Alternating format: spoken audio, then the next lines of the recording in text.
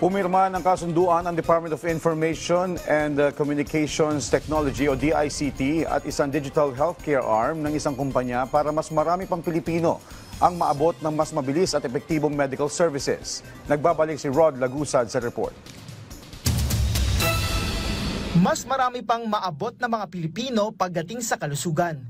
Ito ang layo ng Memorandum of Understanding ng Department of Information and Communications Technology kasama ang MWEL, ang digital healthcare arm ng Metro Pacific Investment Corporation.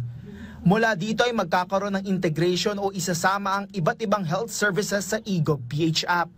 At kahit saan man sa bansa na may access sa internet, maaring maabil ang iba't ibang health services. Base na rin ito sa direktiba ng Pangulo na pagtuunan ng pansin ng kalusugan at makipagtulungan sa pribadong sektor. May mga usapin na tayo na i-blockchain yung budget. Na-blockchain mo nga yung budget, pero yung mga sunod-sunod na mga transaction doon sa healthcare, hindi mo masubaybayan.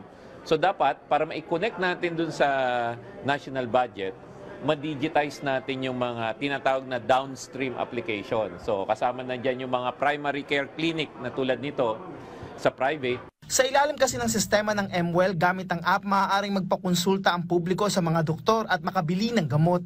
Mas mapapadalian niya ang proseso kung ia-adapt ito ng Department of Health at PhilHealth sa lahat ng mga health centers sa buong bansa. Hindi mo na kailangan pumirma sa papel, hindi mo na kailangan mag-fill up ng papel. Nandun na sa eGov app yung detalye na kailangan mo. Pag nagkasakit ka, nandun na rin yung detalye ng mga pagkakasakit mo, mga gamot, etc.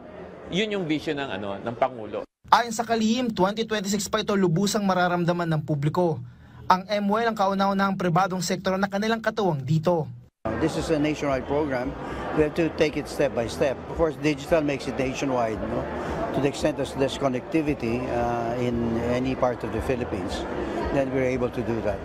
Panawagan ni Aguda sa iba pang healthcare provider ay maaari nila itong ikabit sa eGov.ph app. Kasama din na magagamit sa app ay ang Yaman ng Kalusugan program para malayo sa sakit o yakap ng PhilHealth, kung saan nakapaloob ang libreng konsultasyon, laboratory test, cancer screenings at libreng gamot. Rod Lagusad para sa Pambansang TV sa Bagong Pilipinas.